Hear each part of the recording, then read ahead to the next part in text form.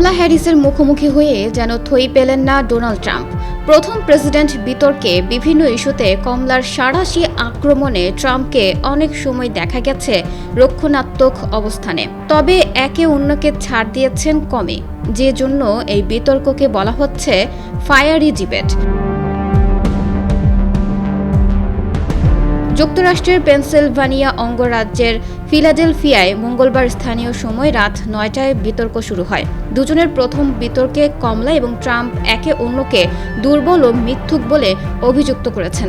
কেউ কাউকে এক চুল ছাড়ও না দেয়ায় এই বিতর্ককে বলা হচ্ছে ফায়ারি ডিবেট বা অগ্নিগর্ভ বিতর্ক। মার্কিন অর্থনীতি, অভিবাসন, গর্ভপাত, ক্যাপিটল হিলে হামলা, হামাস ইসরায়েল ও রাশিয়া ইউক্রেন যুদ্ধসহ বিভিন্ন ইস্যুতে একে অন্যের বিরুদ্ধে সমান তালে অভিযোগ করেছেন দুজন। কমলা হ্যারিস মার্কিন ভোটারদের উদ্দেশ্যে বলেন, ট্রাম্পের কোনো পরিকল্পনা নেই আপনাদের জন্য। ট্রাম্প শুধু ধনীদের জন্য কর ছাড় দিয়েছেন। জবাবে সাবেক প্রেসিডেন্ট ডোনাল্ড ট্রাম্প বলেন, কমলা একটি খালি কলসির মতো, যার আওয়াজ বেশি।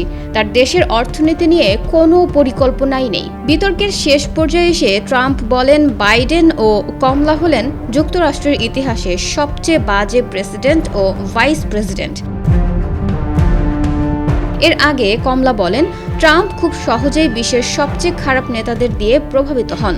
তাকে নিয়ে বিশ্ব নেতারা হাসাহাসি করেন। তবে সবার মনেই প্রশ্ন, বিতর্কে জিতল কে বা এগিয়ে রইল কে? যদিও নিজেদের প্রার্থীকেই জয়ী ঘোষণা করছে দুই দল, তবে কয়েকজন বিশ্লেষকের বরাত দিয়ে মার্কিন সংবাদ মাধ্যম ফক্স নিউজ বলছে, আজ রাতে কমলা জিতেছেন। অন্যদিকে ভোটারদের মতামতের ভিত্তিতে ওয়াশিংটন পোস্ট বলেছে, গতকাল রাতে বিতর্কে এগিয়ে রয়েছেন কমলা।